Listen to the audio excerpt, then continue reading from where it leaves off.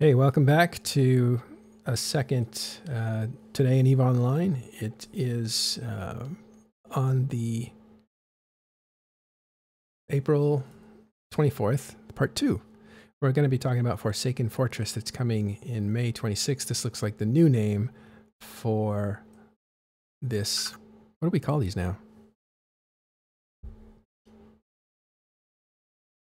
I guess it's dev blogs. Yeah, but these little things have a name. This is like, I guess it would be this the May patch notes, wouldn't it? Or the May update. Anyway, these will be changes coming in May 26th. The theme is called Burning Down the House. HUS. Let me get that on screen. 1 second. Oh my gosh, no reinforcement stages if it hasn't been fueled for 7 days. Woot woot. No tethering and no asset safety. Yeah, this is it's actually a pretty short blog. It'll be easy to read through. I can't seem to get it on screen for some reason, but why don't you start reading it and I'll try to get it on screen. Sure. I'll just switch to voice activation for a minute.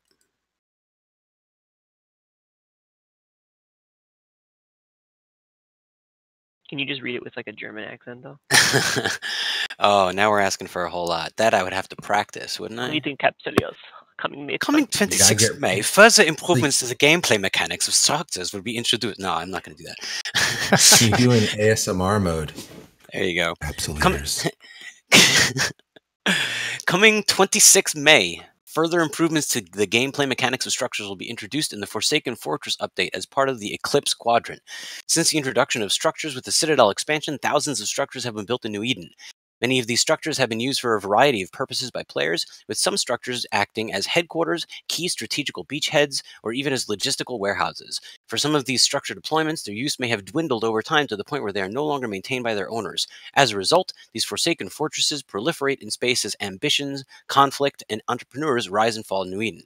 Cleaning up your sovereign space by removing these abandoned structures can be a frustrating experience, a topic that has been brought up by the community and CSM alike. In the continuing journey to frequently iterate, there will be changes made following the last structure update of Kicking Over Castles from the 10th of December 2019. The Forsaken Fortress update will introduce a new structure state, Abandoned, alongside the existing full power and low power states to formalize the mechanics of structures being abandoned. This will apply to both standard structures and flex structures. In the update, structures will transition from low power to the new abandoned state if they have not consumed any fuel from service modules for 7 days. When a structure enters the abandoned state, the following structure abilities will no longer be available to it. Number 1, no reinforcement phases. The structure will have no reinforcement phases, meaning it can be destroyed in one session. Damage caps will still be in effect. If a structure is currently in a reinforced state at the moment the abandonment timer expires, then that reinforced timer will operate as normal, but no new reinforcement phases will be allowed. Number 2, no tethering. The structure will not provide any tethering assistance. Number 3, no asset safety. Items will not be put into asset safety when the structure is destroyed. Wormhole-located structures will continue to operate with no asset safety for all states. Editorializing a little here, it appears that everything will drop, as in wormholes. That's my first question. Yeah, I guess I'm going to read the rest and see if it says is subject to loot table. So let's see. I would assume that it would drop like wormholes, but we'll just read the rest and see if it says anything. Onlining a service module in a structure that is in the abandoned state will return to full power, restoring its abilities provided that the structure is not damaged, as service modules cannot be onlined for a damaged structure. If a structure survives through a hull vulnerable repair cycle and transitions back to the shield vulnerable phase, then the service modules will automatically attempt to re-online themselves, provided there is fuel available to do so. This is important in order to ensure that a full power structure with sufficient fuel cannot be prematurely forced into the abandoned state by pushing it through a hull reinforcement and then allowing it to repair. 2 diagrams are included below that detail the new flow of structure states: full power, low power, abandoned, and the phases: shield, armor, and hull vulnerable. Images on screen. As mentioned earlier, this update to structure mechanics follows the topics and discussions in the community from the previous update to structures, Kicking Over Castles. As the journey in 2020 with EVE and Quadrants continues, it is hoped that these regular balance changes, game health improvements, and permanent meta changes continue to excite you and bring about further discussion to engage in. These changes will be coming live to the Singularity test server soon, so keep your eyes peeled for further communications on that from the EVE social media channels. Until then, Capsuleers, fly safe. Thank you, Francois, for reading that blog for us. Should have been Hold on. read with music in the background, to be honest. Probably we could re-edit that. This is the Forsaken Fortress. I like that, Forsaken Fortress now. And its tagline is burning down the house, HUS. So can Paradox confirm? Oh yeah, he said, yeah, wormhole mechanics dropping style. He said in chat, so that's confirmed. All right, so now let's break this open and talk about the significance of this change. It looks like it may be a big deal. Well, to me, it reads like phase 1, right? This is like the first step in the rebalancing of structures in general. And this is the one that everyone has been asking for. So we can get the cleaning crews out there, get the demolition teams out, go play pinatas in space. I'm actually a huge fan of the fact that the end of the graph here, it doesn't say structure destroyed, it says explode very specifically. Explode. Yeah, you know, a little flavor in there. See if we can get a better look at that. So now there's full power mode, and there was low power mode, but now there's an abandoned mode. I think that's the big takeaway. And the abandoned mode makes it incredibly vulnerable. And let's go over the criteria for abandoned mode. There is, well, let's see. There's no reinforcement cycles. So basically you destroy it first time you shoot at it. You don't have to come back and destroy it. You can just kill it that day, that moment. Tether is disabled, so it can't be used to as a lot of structures are being used in Tribute right now. There's a lot of structures out there that are, well, actually, Arya, you're here. You were telling me about that, right? They've just made it a full-on loot pinata.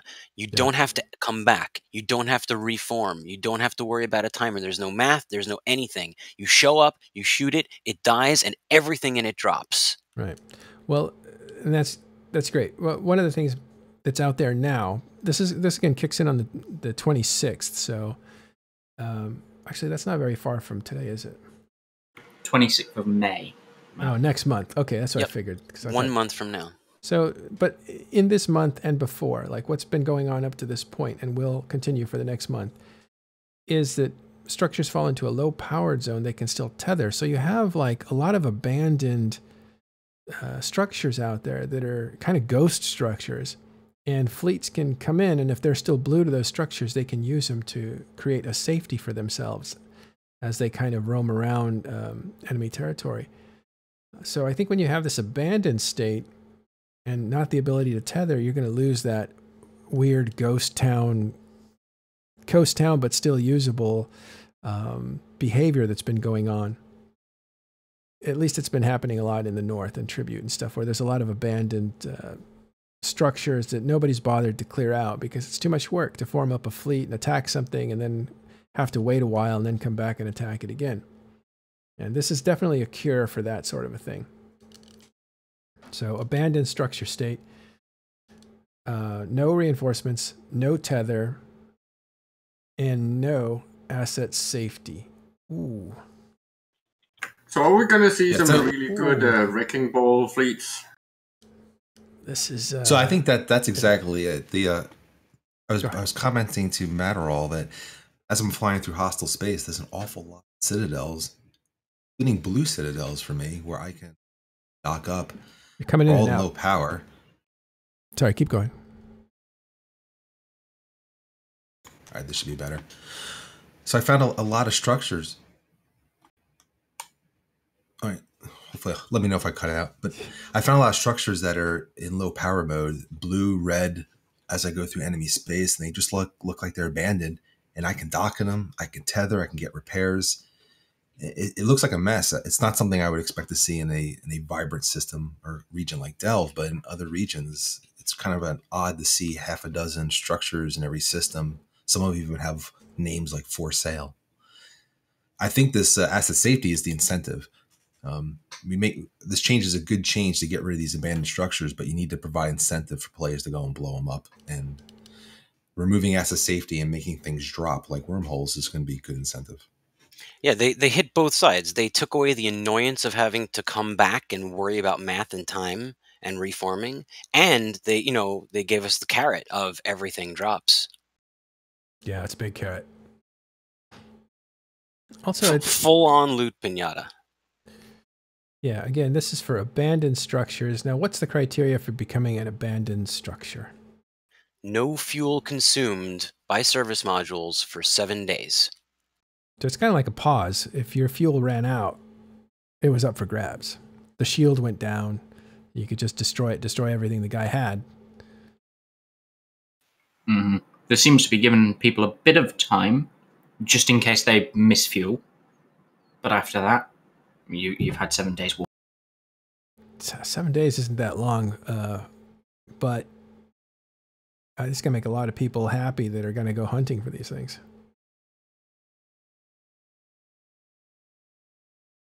So you run out of fuel, you have 7 days to put fuel in it. So then low power mode really is only going to be, what, a 7-day thing?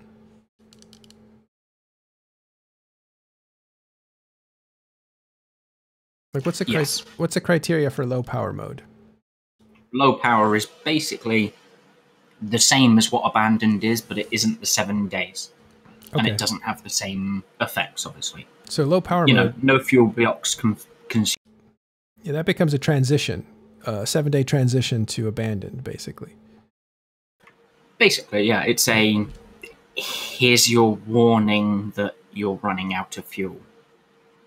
You've got 7 days to fix it, otherwise it's going to die horribly.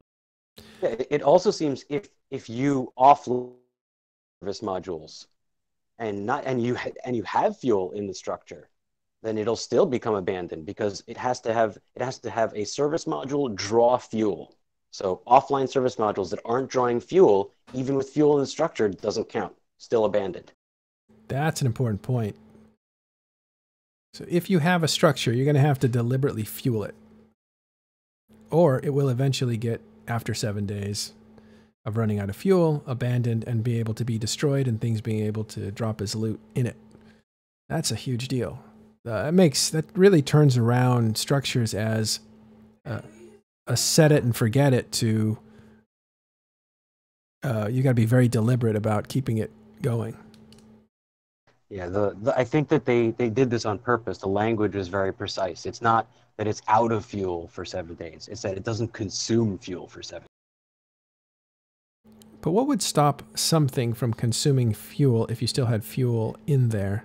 If you offline all of the service modules, and then the service modules will not consume fuel. So even if there's fuel in the structure and you have service modules and they're offline, that will still become abandoned according to this.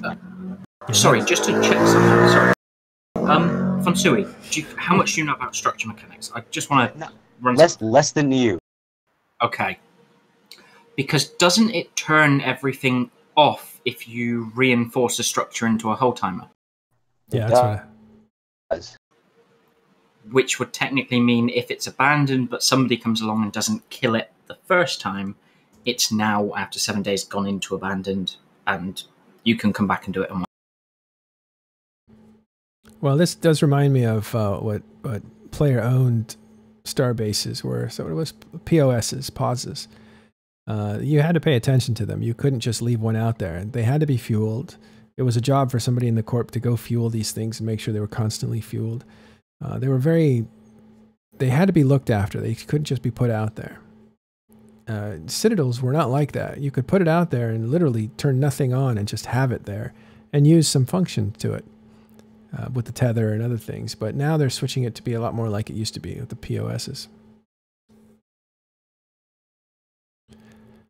I think this is yeah, right. So there's a few ways that modules turn off, but the point is you can't just put some fuel in it and leave it out there. You have to like pay attention to it. And I do think if you get reinforced, you shut off services.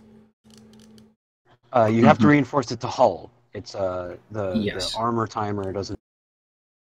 However, there would actually be incentive not to hit it on that whole timer, because if it's not being used and it falls into abandoned state, you come back and do the whole timer then, and you get no asset safety. There was some language in that's there. true. I have to reread it, but there was some language about game. That's a good point, Bard Ghost, that you're making. The incentive is to like let the time run out on it, and that would allow what's ever inside to drop out. So Exuki just joined us. Oh, I'd Exuki. like to know if he has any comments on this. Hi, Exuki. You like them patch notes? Yeah, this is interesting. So you have to introduce it as an ex wormholer and new addition to nullsec. How do you like this devlog? This followed you out of wormholes. Everywhere Exuki goes, changes follow, yeah? Is he our version of Obama? All right, so what can you tell us about this? Well, you're CSM, so I imagine you can't tell us more than's here, but can you clarify, like, what's going on here with the... Well, maybe he could specifically speak to what Bard Ghost mentioned about the hull time. I'll correct myself. I've just read something later, and it's going to attempt to re-online those modules now. Yeah. Okay. So I read that. I just wasn't sure, and I don't know enough to speak definitively, so I didn't want to say anything. Yeah, no, apologies. I missed that the first read, so the entire thing I've suggested is null and void. All right, well, this is... Go ahead. Well, so I was just what specifically would you like to know more about? Well, maybe about the process of this decision, whatever you're allowed to share now that this has been released. Well, I think one of the things that's been of immense discussion from as long as I've been on the CSM, and I'm sure even before that, was regardless of how abandoned and regardless of how little people are paying for or caring about their structures, it's way easier to put up a structure and forget about it than it is to get rid of that. So there's a lot of space trash across all of Eve, really. So we had really hoped to get some of this in and get Kicking Over Sandcastles. I think some people actually felt like the title of Kicking Over Sandcastles was a little lackluster.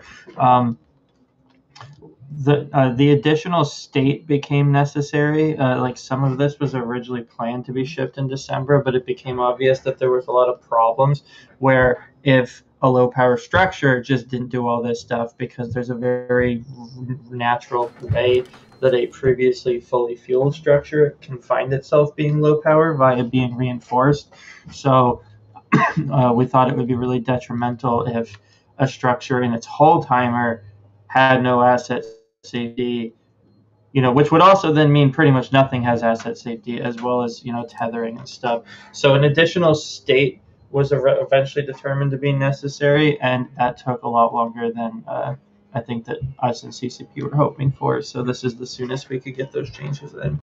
So at Vegas, Rise specifically talked about a new structure state that they were working on. And I guess this is what was being worked on.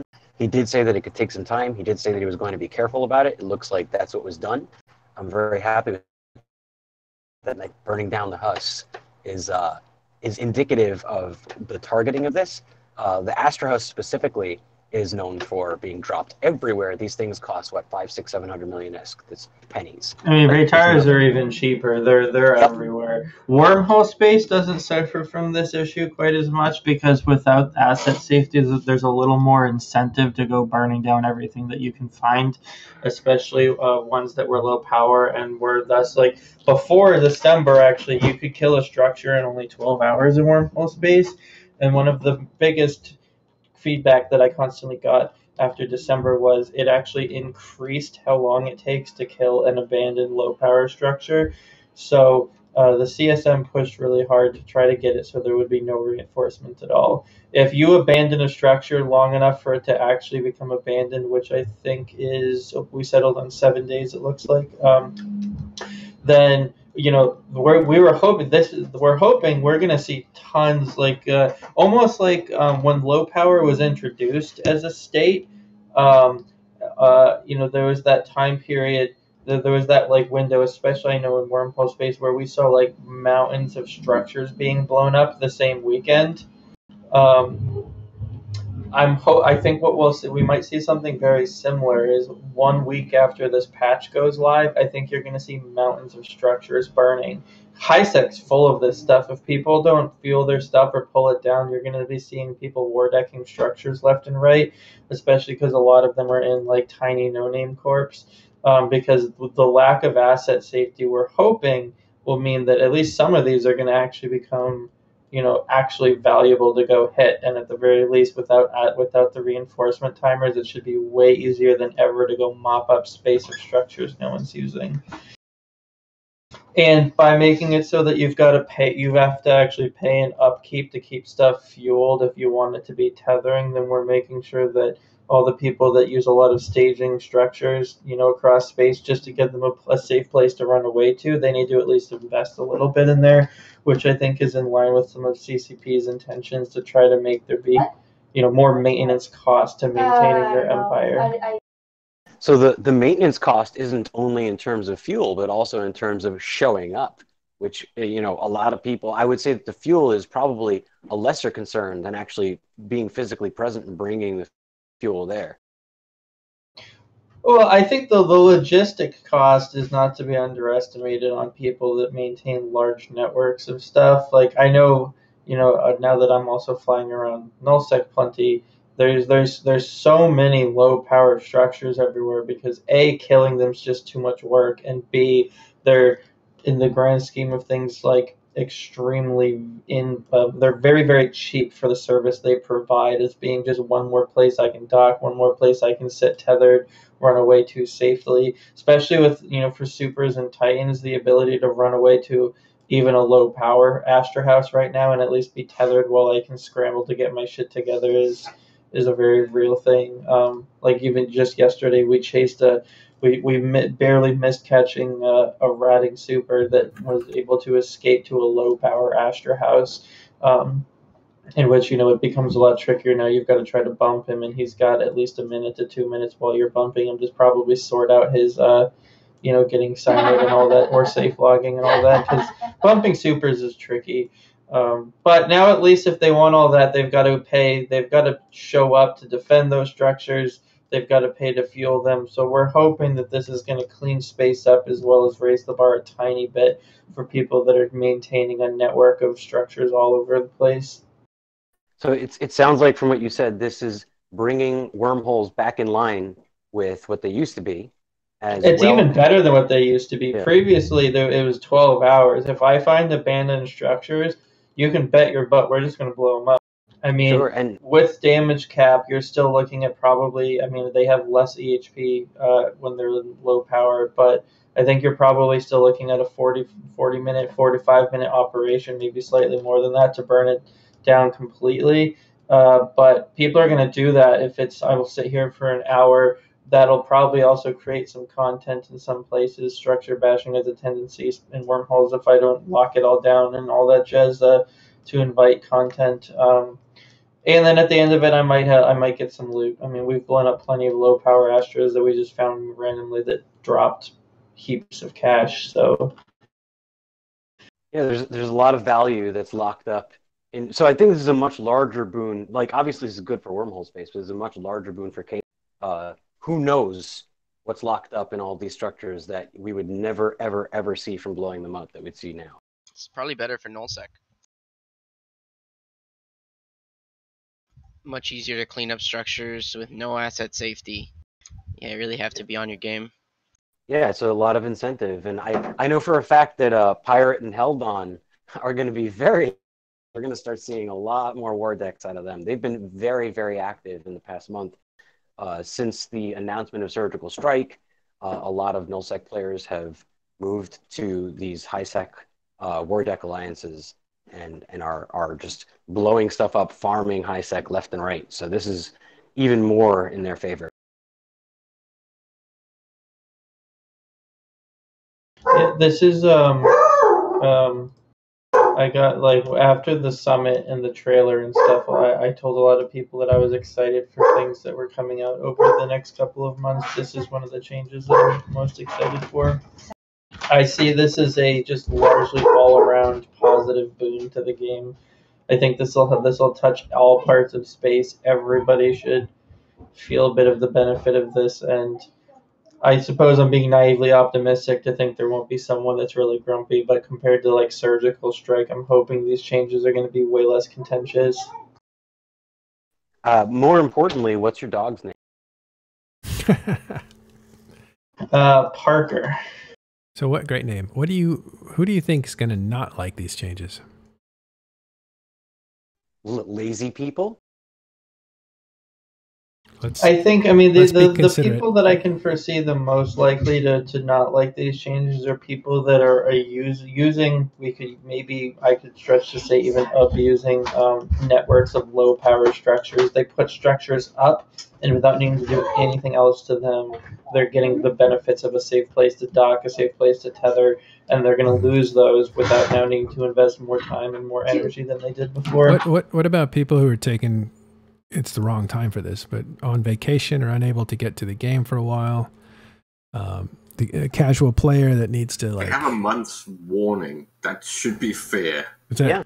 I mean, this was one of the most contentious pieces of this change. When we discussed it was the no asset safety part. There's a fundamental shift being introduced here for K-Space in that I can now leave the game, and it's possible that for God, I can't say I'd ever see this happening for a Keepstar, of course, but I could leave the game for a month, leave all my stuff in my corpse fort. For whatever reason, logistic fuel guys get super lazy and don't do their job. If our fort goes abandoned, I could actually return to the game and find all my stuff is actually gone. Yeah, which is new. This is more in the vein of the changes that they have been making consistently for a while now, as in more investment required in order to gain benefit. You got to pay attention. You have to be engaged. And if you aren't paying attention and you aren't engaged, then you don't get to have these benefits. You lose your stuff. Much like if you were flying a ship in space without paying attention. Yeah, Give him the game or GTFO. Yeah, this is what they've been doing for a while now.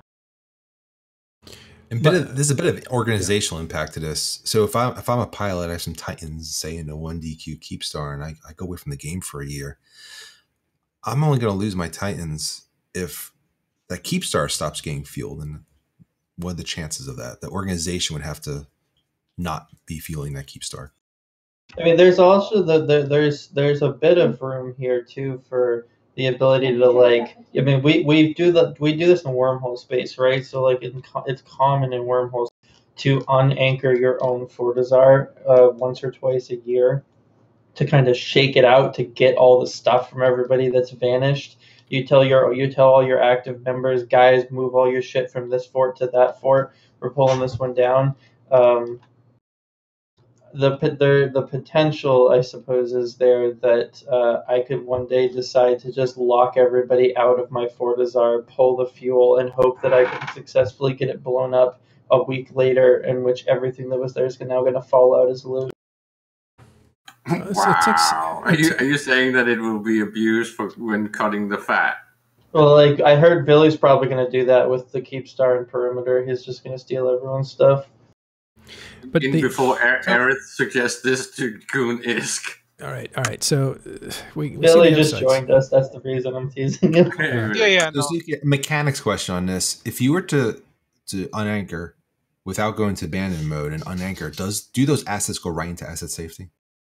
Yes, it's not in my space. They do, yeah. And I imagine that if the structure was abandoned and then I unanchor, I suspect it'll still go into asset safety. because I'm happy to go get that clarification, but they did specifically use the word destroyed.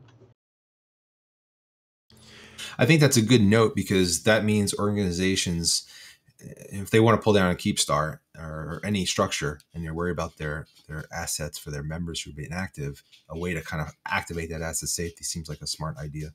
Well, here's a scenario I think can happen, and that is that there's a group, they want to take down, they're going to take a break in activity, whatever. They want to take down their structure, and it gets reinforced. And you can keep something reinforced indefinitely, right? You just keep hitting it. That enables them not to be able to take it away. So you're trapping them from moving their stuff out. And if they have to like check out from the game for a few weeks, they literally have to leave that thing behind, don't they? Yeah, but that's not different from the current. Yeah, you can pull stuff out of a reinforced structure. You just So I guess you can just dock. You can get your. I guess that's a good point. You would just lose the structure and the rigs and all that. So you can't have that. You can't take that with you, but you can take your stuff. I'm just saying, if TTT suddenly goes into not fueled mode and doesn't have tether, better get your active asset safety in there. Well, I've got the thing fueled for a year, and there's only 2 people that have any access to it. So It was just to point out that it can be abused. So I think that it's important to note that when it's abandoned, I'm pretty sure, and I'd like some clarification, a player can manually asset safety their stuff out before it is destroyed, even if it is abandoned. I believe that is correct. Yeah. Now, it's pointed out here by Caramancer, Matterall, you can't bash structures all day. People get bored. I understand the other side of it. What I like to do is probe who needs to watch out for this sort of thing. So we look at this from all sides, the people who are going to need to be hyper aware of it and people who are going to enjoy it. I can tell you when 10 billion is dropping out of a structure, you do not get bored of bashing structures. Yeah, I agree with that because killing rats is boring too, right? But people do that because you get something from it. Mining rocks could be boring, but you're, again, making profits. So I think as long as it's a profit motivator, people do things that are quote unquote boring to some. I think there's going to be a big day on the 26th, right? People are going to go crazy looking for stuff that's, well, actually, it'll take 7 days from that. A week later, yeah. Yeah, so I'm really, I would love to see as an iteration of this that when an abandoned structure is destroyed, that the implants and the clones in the clone bay would drop. There's nothing that's going to bring people to firing their guns like the possibility of loot. Well, yeah, I think his point was that you can't, that this is good change and the reinforcement cycles are boring and this makes it exciting. No reinforcement cycle, loot drops. It's just going to be the place is going to be on fire 7 days after the 26th. I am interested to know how this squares with a previous CCP policy where if you had taken a break from the game during the era of outposts, CCP would have a little think and they would very often move your stuff out of a outpost that during your holiday you had lost access to. I'd like to see how leaving the game and then potentially just losing all of your stuff squares with their previous thoughts on it. What if you could hire agents to move your stuff for you or something like that? But you come back and it's already been killed. I think that's just going to happen. I'm saying like when you decide Hold on a second. Sorry. That's just going to have to answer your question. That's just going to happen. And that's why we're trying to get the word out here. And every day up until the 26th, you need to pay attention to this. Go back for your stuff in EVE Online, even if you don't think you're going to play for a while. You need to get your stuff out of your old structure if you left it in a player structure, which probably wasn't a wise thing to do in the first place. They're just... Even if we do all the work that we can and CCP does and everybody else does, there's still going to be people who are going to come back and say, hey, where'd my thing go? That's just going to happen. That's probably why it was hotly contested. I mean, if CSM is hotly contesting it, there's a whole thing that you have to remember that people take long breaks from EVE Online and then they come back 2 years later. And if you de-incentivize them from coming back because all their stuff is gone, that's not great. Because there's been a lot of investment in the game from people who take breaks as long as a year. Now, hopefully they safed it up in an NPC with guarantees that it'll be there when they get back.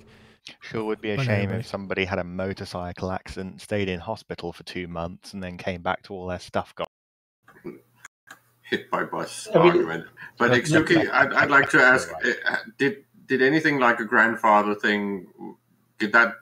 Was that on the table in any of the discussions? So it was like we had discussed the possibility of making all the structures that are already out, would keep their asset safety, and it'd say like going forward all your stuff. But I think that was determined to just be not a technically feasible solution. Don't be mean.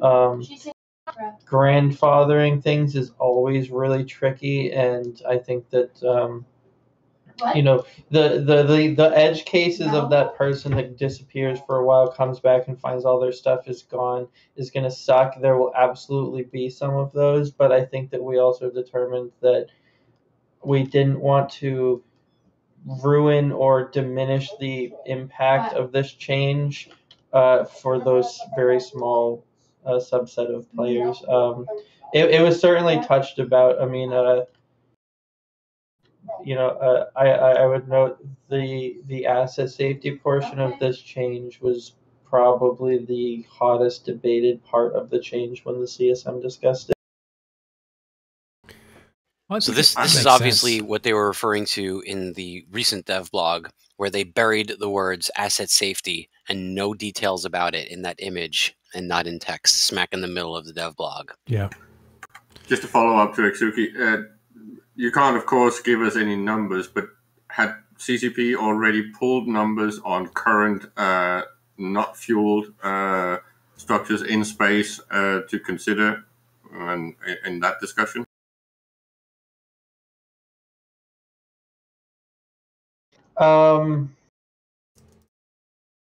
I can't really say whether or not how much. I don't know what kind of data CCP used to decide that some of these would be good. I can't speak to whether they did or didn't even at all. Besides that, I know that CCP generally does have a lot of that data. I know that like I had a couple of people when we were months back that when we were like discussing asset safety. I had some people that had gone through great length to evaluate large chunks of HiSec, for example, and had come to the conclusion that of the slice that they had surveyed, 60% of all structures in HiSec were actually just sitting low power and probably had been for quite some time. So there's a high expectation, I think, that we're going to see a massive cleansing of structures as a result of this change, which I've been hearing players demanding or asking for a very long time. So we're hoping that this is one of those probably overdue, but better late than never changes that CCP needs to deliver to the game. Yeah, it seems that there is currently a glut of these structures in existence, and when this change goes live, we're going to see a bit of a gold rush to clear them out and collect whatever there is, and then once that's all done, then people are going to stop putting up as quite so many structures. Just a small related thing that I'd like to ask Ixuki. Did you guys discuss loot fairy mechanics at all regarding these new and upcoming pinatas? You mean whether or not they would use the loot fairy? Yeah, whether or not they would improve it to not do the 50-50, but maybe it doesn't. Structure loot drops 100%. Okay, thanks. Like I'm unaware that they went and created anything special for everywhere else, but wormhole space that doesn't have asset safety. Simply the structure itself has your 50-50 loot fairy as you would on a kill mail. Everything else falls out in one hangar container per character that had stuff in that structure, and it is everything they had. So there is no fairy. It's 100%. I've put on an alarm that you can hear in the background. That's a purge alarm. So get your stuff out of death. Yeah, Convict was kind enough to link this for us. Convict gave us a link. That was funny. We're also waiting on an Eve Pulse. Always classy, CCP Convict. We already had one person, Biosphere, I think, said, I've been, what am I hearing? I just got back to the game. Do I need to move my stuff? And I hope you spread the word. Yeah, people need to move their stuff. They can't just leave their structures abandoned anymore. It's the end of that era. Did the discussion on notification to members actually using the structure come up at all, like Eve Mail push notification? I'm unaware that we're making any changes in that kind of place. I think similar to right now, it's kind of on you to try to keep tabs over, be aware of all the different structures you might have your stuff sitting in. It's just you can be a user and not necessarily know that something is no longer fuel. No, yeah, absolutely. I think that there's a way to do it with the ESI, but I don't know how it's done. Because that would be very relevant in high-sec structures, especially, I would imagine. Yeah, if you've got your stuff scattered all over high-sec and structures, this may be a good time that you may want to go move all of it to at least stations. If not, maybe do some spring cleaning and some consolidation. Because you also don't get a notification that that structure died and your stuff's just gonna disappear off your asset list. If you've got stuff everywhere, one day you're just gonna log in and notice that some of your stuff is gone because the structure it was in, was abandoned, got blown up, and then the loot fell out. We should at least get the kill mail. Do you think people are going to opt to leave low power structures in low power, and then like people who are attacking low power structures just leave them, let them go 7 days so that they can get the assets and stuff? Depending on how much of a threat that structure poses, I think that's super, super possible. I know in most cases, structures that are low power are probably going to stay low power until they go abandoned, because most of them are abandoned. What we might see is shortly after this patch goes live, or maybe even shortly before, is you might see logistic guys flying around fueling all the structures up. If they're structures that people want to be able to keep using, they're probably going to have to do something to make sure that they can stay usable.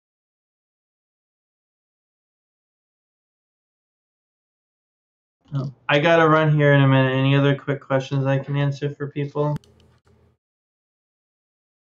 You said it was hotly contested. It was, or actually the most hotly contested part was the asset safety. But how enthusiastic was CCP and the CSM for this change? I mean, there must have been some... I don't want to speak for the CSM as a whole rather than just personally. I was excited because to me this represents one of the first times that CCP has actually continued to iterate in a relatively quick fashion. Mm-hmm. December was Upwell 3.0, the third time they came in and addressed structures.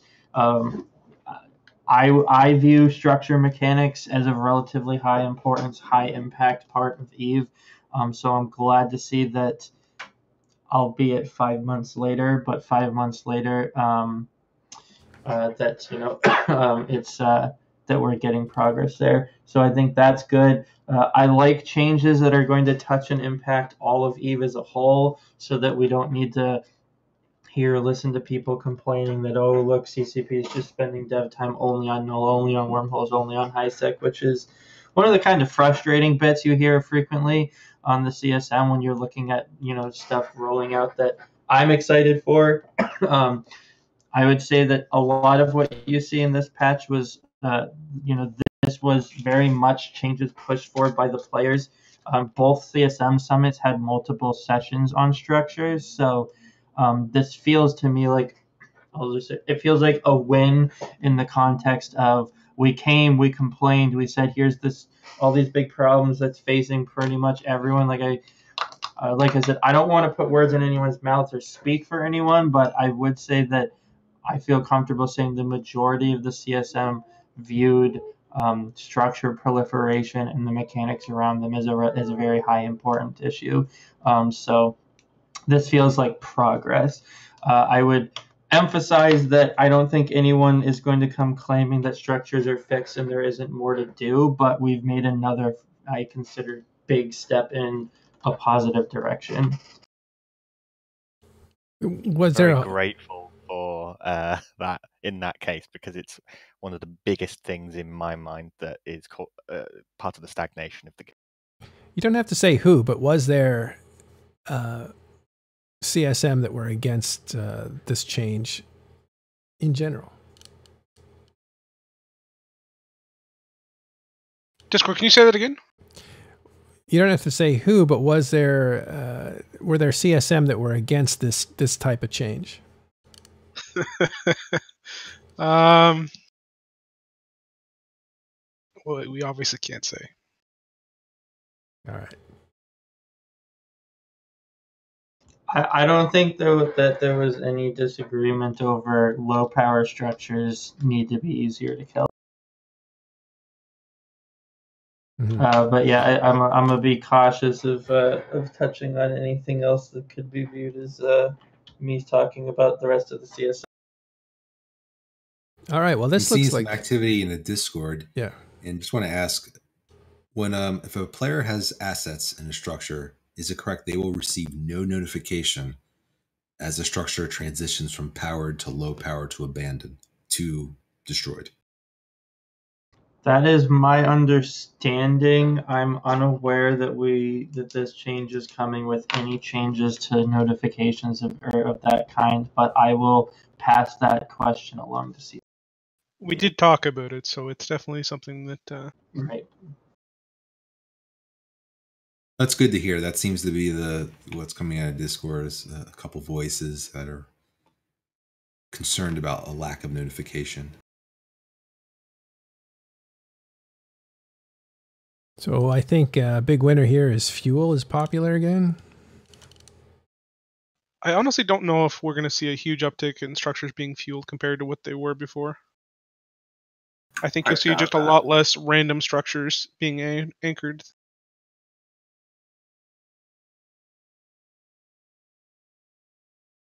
When an abandoned structure doesn't provide tethering, that's pretty huge.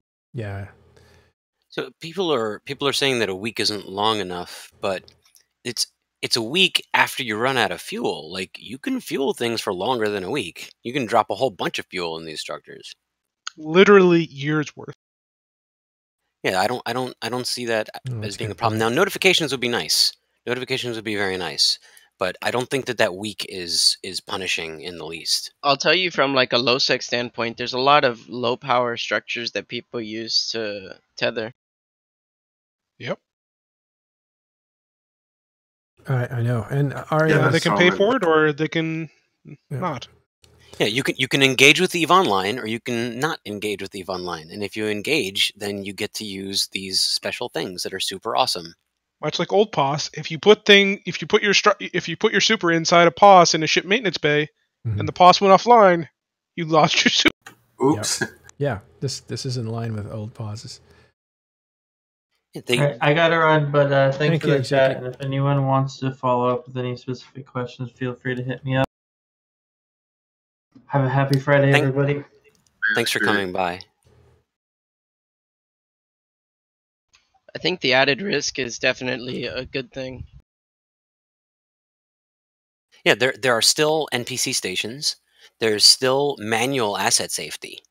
So these are all steps that players can take to protect their assets if certainly if they have a planned absence.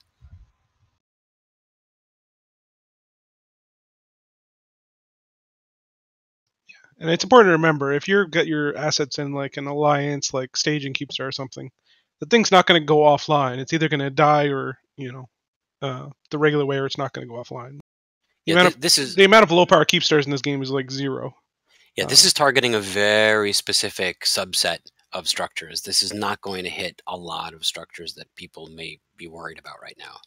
I can understand that this is not whatever CCP would be planning to do in the future to address whatever people's combat issues on structures. This is about abandoned, proliferated structures. This is about the 92 Athenors in a system that are all offline, covering each and every moon in a certain high-sec system. That, like, you know, that the people are basically like, I don't want to sit there and shoot through these, like, you know, a zillion times and have no Not for reward for doing so. long. Or about the, you know, the factors of raid row on every gate, and you know, a perch on every low-sec gate in the game that's just owned by somebody that's offline that costs nothing except for the initial investment of a raid. So what's interesting is this may I can't predict large scale. Maybe Caleb could more have an impact on mineral values and structure values if people are going to be dropping them much less. Oh yeah, my structure building business just got a lot more profitable.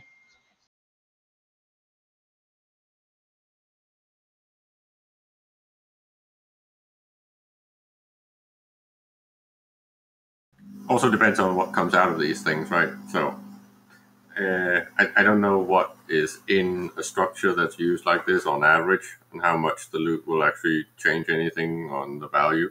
I know that my estimate on low power structures consumption of minerals is rather low. It's not like massive, so they might cause a bit of a bleep, maybe a 2 to 4% increase in mineral values, but I think that should be about it.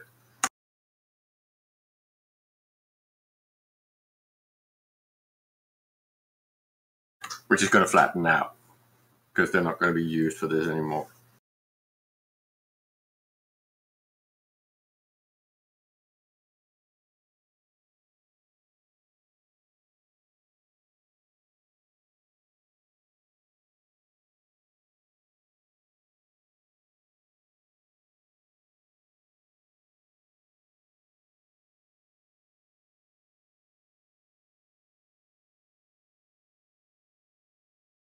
Well, they promised us the dev blog, and they certainly delivered. This is going to shake things up. Yeah, well, Rise did actually hint at this a lot with the interview, right? When he said that it was coming out soon, like very soon.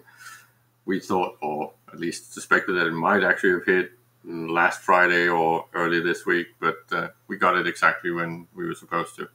And there was it's a really, reason. really good order and priority of how these things are being rolled out. It's almost as if they have a decent plan on why they bring the changes in this order. Yeah, and there was a recent interview with Goodfella and Rattati, and they mentioned that there was going to be a quote unquote small change to asset safety. They said it's not going away, but they're making iterative changes. So I guess this is what they're referring to, and I personally I'm very excited about what this is going to do. And if I'm not mistaken, of course, we can't get any confirmation from the CSM, but again, it feels like they're doing these things very much in similar stage-like things as what was described when it comes to the ecosystem stuff, right? So it's like these quadrants will have phase 2 of these changes. So we're going to get maybe the version of phase 2 of what was it called? Need for Speed. Phase 2 for Surgical Strike. Phase 2 for ecosystem. Phase 2 for structures, right? And hopefully, somewhere in there is going to be a little bit of a revamp or change to sovereignty as well, which I would really be excited about. Wow. I think CCP is putting a lot of focus and a lot of effort and a lot of hard work into making the game better. And they've got a lot of stuff on their plate. And I'm not going to say if they are or are not working on something you want, but they're certainly open to changing many things about Eve and doing their best to make the game as lively and productive and ensure the longevity of Eve, I guess you could say. And that means, you know, they're attacking as many problems as they can on as many fronts as they can and working through the problems bit by bit. That doesn't mean that tomorrow you're going to get a new SOV system like you just suggested, or, you know, we're going to get new ship balance or anything like that. But, you know, there's lots on the horizon. No, I was not necessarily talking about an entirely new SOV system because I know that takes a lot of work. I was just hinting at maybe a new incentive to hold SOV like an increased ability to do something like a soft tax. So you get the effective passive income stream boosted massively, right? There's just many of these small things that might not require extreme dev work, but still, of course, require some coding, which is, I think Ritardi calls it low-hanging fruit. I do agree that there's like two different tiers of low-hanging fruit. The ones that can be almost done like tomorrow, if someone actually sits down and decides what changes to make and change what variables in the code, and then get it approved. And then the other one where you just need to maybe repurpose a few things and connect a few cogs in a different way. So there's definitely so much happening these days, and it looks as if that's exactly what they're doing in CCP, right?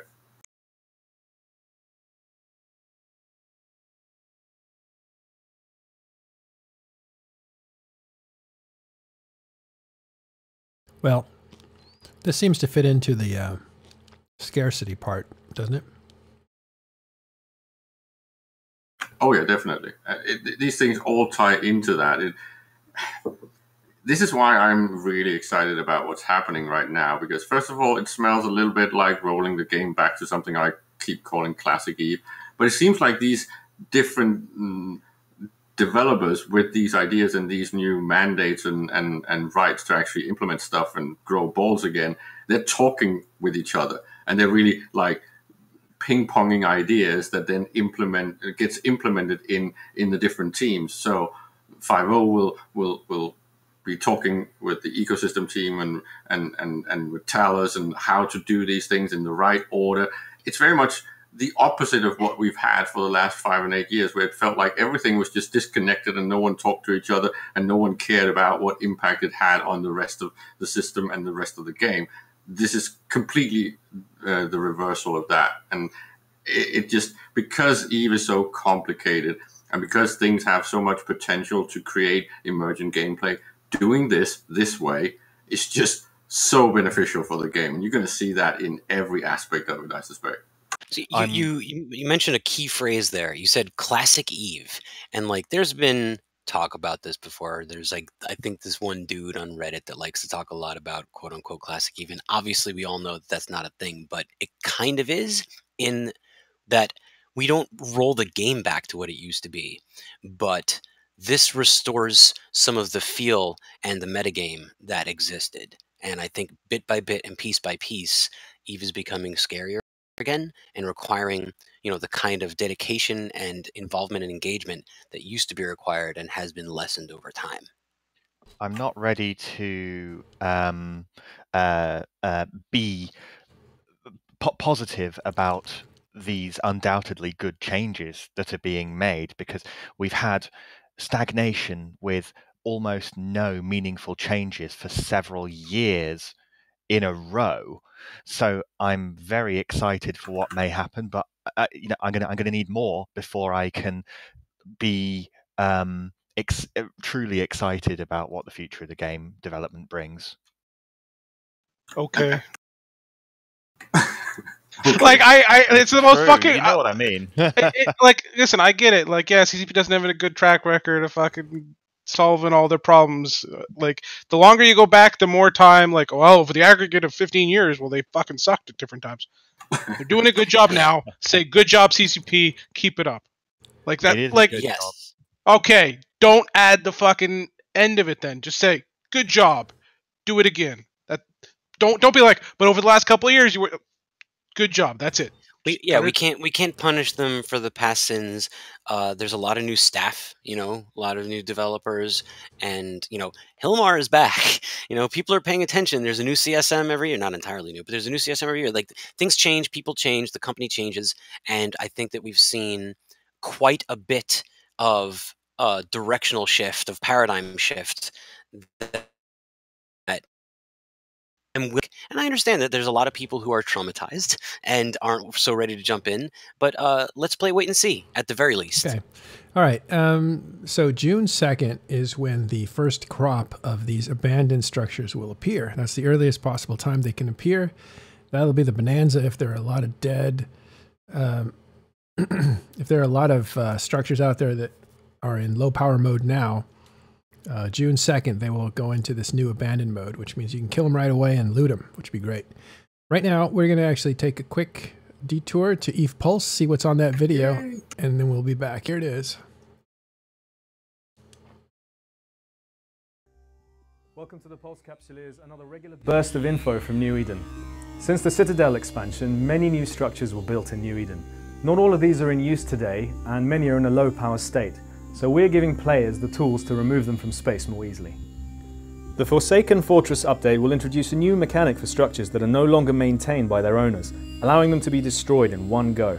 A new state, Abandoned, will be added alongside the existing full power and low power states, and it will have no reinforcement cycles at all, with no tethering or asset safety provided. Fueled structures will continue behaving the same way as they always have, but if a structure enters the low power state and then sits unfueled for 7 days, it will become abandoned. Also, service modules will now be automatically restored to their online state if a structure survives and repairs through a hull vulnerability fight. Be sure to read all the details in the news item, which is linked in the description for this video below, and in the comments if you're watching on Facebook. We love to feature player-made content on the Pulse, and the Arataka Research Consortium have just released a new edition of the Discourse on the 18th of April. The broadcast features details on the reappearance of the missing Lidai mobile laboratory raven Airkio's Promise, and continued fighting with Triglavians in Empire space. You can find a link to the video in the description below or in the comments on Facebook.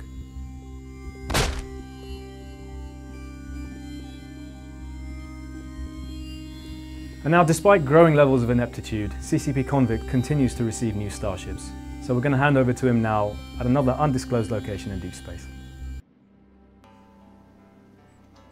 And that is the news from Notoras. Notoras, the shining star of Black Rise. Hi everyone. Last Sunday we hosted another one of our awesome Sunday night streams. This time our special guest was Lord Meldoror from Rooks and Kings, and during the epic marathon stream, over 2,000 of you turned up to see some classic Rooks and Kings videos as well as some new material and hear from the man himself. In case you missed the stream, you can always go back and watch the VOD on our Twitch channel. And this Sunday, we're going to have another special stream for you. It's 7 years since the epic Eve Symphony that took place at FanFest in 2013. So join us as we revisit that epic event. We'll have some special guests for you on the stream, including Christian Gunjansson, composer for the Icelandic Symphony Orchestra, Eve audio director CCP Oldboy, and a very special guest, CCP Real X, the composer of the original Eve Online soundtrack, who's written many of the songs that you love, including Below the Asteroids. So join us on CCP's Twitch channel from 1930 Eve time on Sunday 26th of April for this special presentation. But now for something really cool. To celebrate the relaunch of EVE Online's Serenity server in China, we're introducing the brand new Dragon Phoenix bundle. The bundle will feature the new Dragon Phoenix skin on the Healer, Ishtar, Brutix and Cerberus, and you'll get the men's Vermilion Dragon facial augmentation and women's Crimson Phoenix facial augmentation for free with this set, but only from the 28th of April to the 26th of May in EVE's New Eden store. The Dragon Phoenix skins can also be purchased individually. The Champions of Lowsec event took place at the end of March. It was a 5-day carnival of carnage throughout Lowsec space, and there could only be one champion. It was Snuffed Out, who blew up 136 billion ISK worth of ships and pods over the contest period. For more information on the results of this epic event, check out the news item on the EVE Online website that was published earlier this week. Well, now that the Champions of Lowsec is over, I feel like it might be a little bit safer for me to go into Lowsec space. I've heard there's some really good ore anomalies that have just spawned in Notoras at last, so I'm off to seek my fortune. Notoras, the shining jewel of Black Rise. Here I come.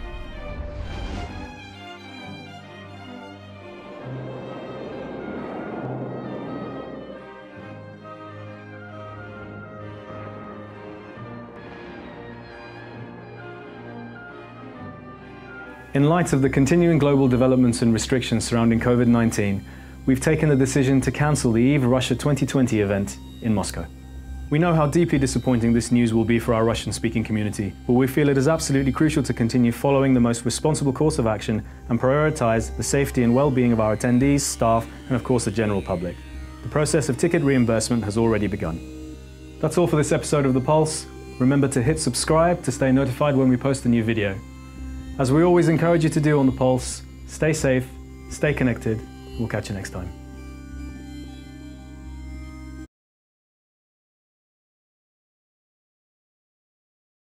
Good stuff. Love those. Oh my god, they killed Convict. Yeah, it's like you killed Kenny again. Convict's just doing great stuff with his interviews on Sunday. I'm looking forward to the listening. symphony, that's going to be awesome. Yeah. Apparently, that was very emotional for people who were in the audience. Some tears were shed. But also, you can find those on eBay actually for people who bought. I think it was I don't know what the package was, but the recording of it, CD recording of that audio, that orchestra, came out. You can still find those. Yeah. Great. So the Pulse is out. And you see anything else in there? Those skins were pretty good, right? Those, let's go back and look at those. And there was some lore stuff as well for Fonsui and friends. Yeah, the Arataka stuff. I'm going to have to watch their discourse video to parse that out. Yeah, these red skins look pretty good. Oh, these Dragon Phoenix skins. Come on, that's old news. Don't you watch Singularity? Are these on Singularity? They've been on Singularity for like a month or at least a couple of weeks. I don't usually watch skins until they're put in front of me, but these look nice. So for skins specifically, you should watch Ash's Twitter. Every time he finds new skins, there's pictures of it on Twitter. You guys did actually catch the thing with the Serenity launch, that it is launching as a completely fucking free-to-play game and a completely different monetization scheme. I think that's really exciting, because that means that we're going to have 2 shards, but that's not really exactly the same. You know what that means? That means we need to translate Talking in Stations into Chinese or Mandarin or Cantonese, whichever one. Because my Chinese is horrible. There's going to be a lot of people who are going to want to get more and more out of EVE Online. If it's free to play, that's going to be a big deal over there. It wasn't free to play before, so expect it's going to be a bigger server than it was before, more populated server. Oh yeah, their real money trade conversion is quite interesting to say. Oh, is it? Yeah, they introduced that additional currency, the blue one or something. I forgot what it was called. We talked about it on Talking in Stations like, I don't know, a month ago or so. Well, basically just the ability to like directly convert ISK into real money is quite a interesting proposition to say the least. What do you mean? You can come the other way around. You can come out of EVE? Correct. Wow. Yeah, that is allowed there. And this is something that I think Hilmer was kind of hinting at a long time ago when he was talking about the whole economy and Plex and the future of that. It's not something for Tranquility. It wouldn't fly here. But no. But he was talking about all these ideas about virtual currencies becoming something more real. Yeah. Why wouldn't it come to the West? I mean, there's other games that do that. We're not ready. We're not ready for cultural differences probably be the big one. Because it becomes a distribution of wealth based on who's more real life rich, and it's not necessarily a healthy development, because you have to design the entire game and the game's economy and how you generate value in the game to then actually fit the individual country. This is very similar to the whole thing when people used to buy their Plex to get the benefit of currency differences. Yeah, I would imagine it's easier to do in Serenity, because you only have to worry about one country's tax laws and how that works. But when you look at Tranquility and all the countries where players are from, I imagine it's a little more complicated. Yeah, you have to do something similar to the reverse of a Big Mac index. So you're kind of figuring out how to flatten the cost without necessarily making it viable to buy somewhere else. Well, games like Second Life managed to do it, though. You could buy in and out of that game. Yeah, because the cost was the same everywhere. This is where you get a problem, right? Because the purchasing power is not the same in all countries. So how do you square that circle? It's not easy. Yeah. I'm going to have to dip out, folks, but thanks for having me on. I appreciate it. Thanks, man. See you later. Later. Yeah, I don't know. I think it's interesting. Maybe the subscription part of it is the problem, because I don't think Second Life was subscription. You bought in, there was an exchange rate, and you cashed out, there was an exchange rate. And this is where you would end up having a massive potential cash out in countries with low purchasing power and a high cash in countries with high purchasing power. And how do you then, because then you have problems with, right, we just saw during the Corona crisis, I think the Norwegian krona just lost like 40% of its value internationally, right? How do you insulate yourself against fluctuations like that? Because that's just going to be a whole new mess if you have this conversion out of the game. Because then you can almost like start doing weird sort of hedging using EVE currency, which is you literally bypass exchange rates for other countries. Pretty much. Yeah, but they probably wouldn't like. Well, because the utility in EVE remains the same, or at least to some extent is stable, right? So that whole thing will find a level where it will then be stable, but then it will start fluctuating based on how real life currencies and purchasing power develops, which would really be really interesting to see, to be honest. From a financial point of view, it's just not going to be healthy for the gameplay.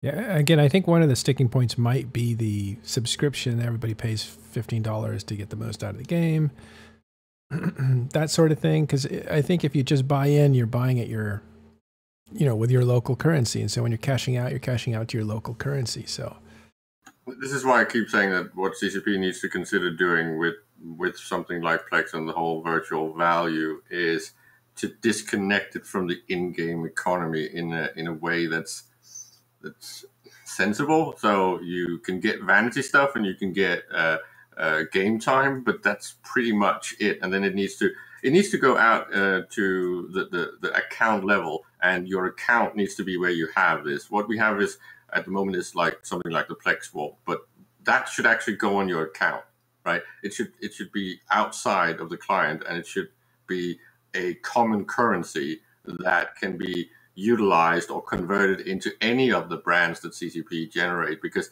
then it would have a proper value of utility, not necessarily sensitive to in-game stuff and in-game events. So there is a potential that they might actually do something like this, and I think that's why they're doing it in China, to experiment. Well, and so Convict says, he's addressing something else.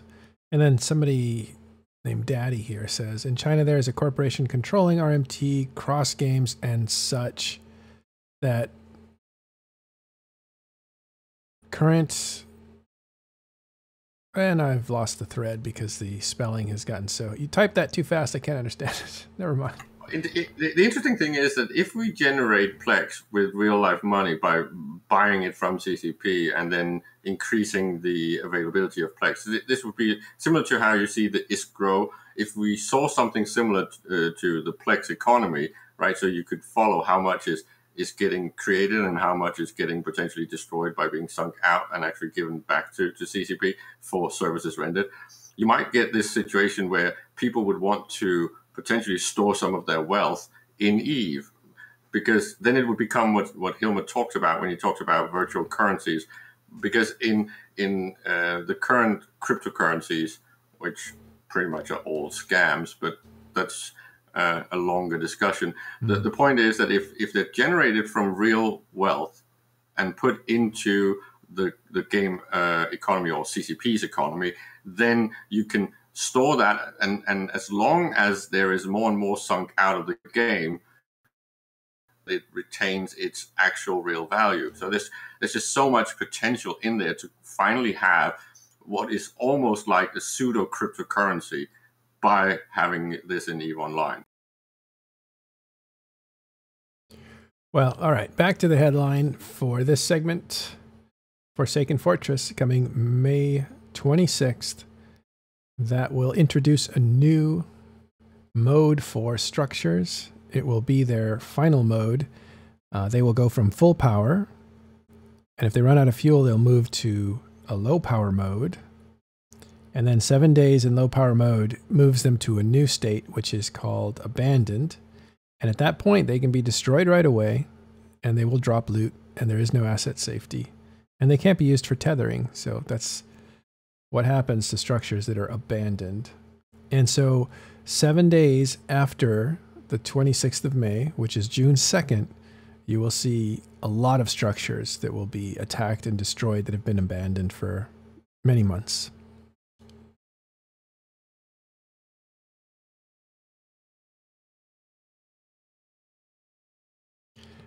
A lot of people are celebrating this change because it gives them a chance to kind of clean up places that really don't have a population anymore. But most importantly, it clears up stations that have been sitting there, not fueled, and being able to be used tactically. As Araya was telling us earlier, even people from the south in like the Imperium can fly up north, and everywhere where there's old stations there that are still around, they can link up and get their capacitor back by hooking into the tether. They can dock in those stations. And those stations are so numerous that it's a pain to destroy them. Even in low power mode, it takes getting a fleet, going out and doing this boring action of shooting a station that won't fight back, and then having to come back a few days later to destroy it. That just takes a long time. It's not interesting to players. So now they're going to make it really easy to kill these things, and they're going to incentivize it by having loot drop. So it's definitely a giant carrot for people to clean these things out. CCP Paradox says there is plenty of detailed questions everyone is asking. We are reading and trying to answer them. Maybe a little slow over the weekend, but we'll get to them in time for the update in May. Matterall, what is the day that that Mexican holiday where they actually smash the piñatas? That's every day. No, I don't. That's usually birthdays. Is it Cinco de Mayo? No, Cinco de Mayo is an American holiday. It's based after a French invaded Mexico, and there was a battle where the Mexicans in a certain fort survived, and so that became the 5th of May is when that battle happened, and that became something of a celebration, but it wasn't like a national holiday or anything like that. And then to sell margaritas and guacamole, Americans made it into a massive holiday for Latin Americans, Mexicans. Piñatas are used for birthdays. That's when you get those.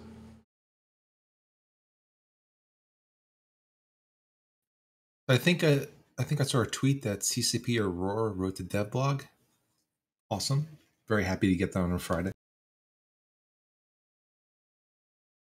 One of the things I think this is going to also help in just terms of the overall health of the game is if there are people out in space shooting things, that means there are people in space for you to shoot. I look forward to not only hitting my own piñatas and see what drops, but also finding other people shooting structures so I can shoot them.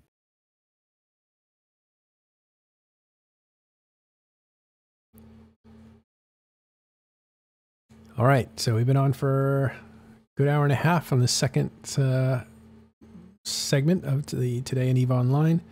Forsaken Fortress was announced just now. We have talked about it. I think it's pretty straightforward. I don't think there's a lot of hidden scenarios here, and it's a big deal. It's going to be a lot of what we were just saying, loot piñatas that people go around destroying on June 2nd, when a lot of these low power structures will fall into the new abandoned mode. Anything else you guys want to talk about this or say about this? I'm looking forward to seeing how much this can become the bait for escalation, because the destruction numbers are potentially going to be huge. I think there is an interesting dynamic that's going to emerge about destroying something or waiting until it's abandoned. Well, like the whole point of getting rid of pulses in the first place was to create a new parity of features, right? So this is exactly where it should be going. 4 or 5 years ago is when the new structures started coming out, right? Yeah, 4 years ago or so.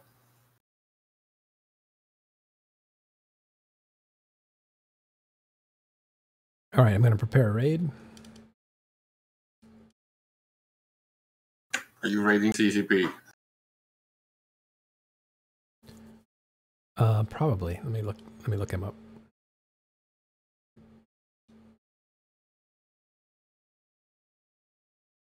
Wow, the boat is back.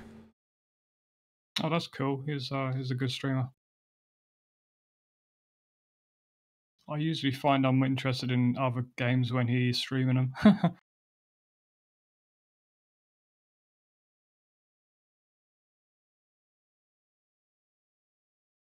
I do not see the CCP.